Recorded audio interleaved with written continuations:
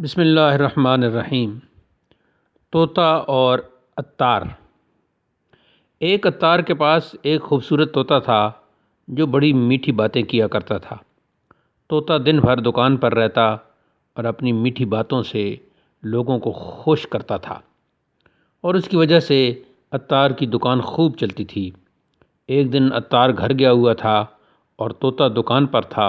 اتفاقاً ایک بلی دکان پر آ گئی اور طوطا اس سے ڈر کر ایک طرف اڑ کر بھاگا۔ اس کے بھاگنے سے دکان کی چند تیل کی بوتلیں گر کر ٹوٹ گئیں۔ عطار دکان پر آیا تو ٹوٹی ہوئی بوتلیں دیکھیں اور ان کا تیل فرش پر بہتا ہوا دیکھا تو اسے غصہ آ گیا اور اسے طوطے کی شرارت سمجھ کر اس کے سر پر اس قدر مارا کہ طوطا گنجا ہو گیا۔ طوطے نے پٹنے کے بعد بولنا چھوڑ دیا۔ عطار کی دکان چلتی ہی طوطے کی خوش بیانی سے تھی۔ وہ چپ ہوا تو اس کی دکان کی بکری کم ہو گئی۔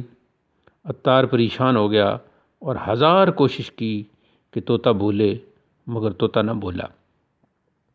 3 دن کے بعد وہ حیران و پریشان دکان پر بیٹھا تھا اور اسی فکر میں تھا کہ ایک فقیر جو سر سے گنجا تھا دکان پر آیا۔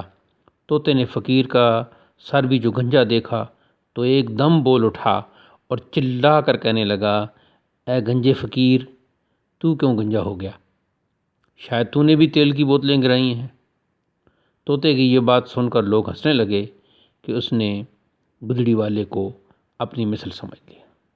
تبصرہ: اللہ والوں کو کھاتے پیتے دیکھ کر اپنی مثل سمجھ لینا جانور پن ہے، اس لیے ان اللہ والوں کو کبھی اپنی مثل نہ سمجھنا چاہیے۔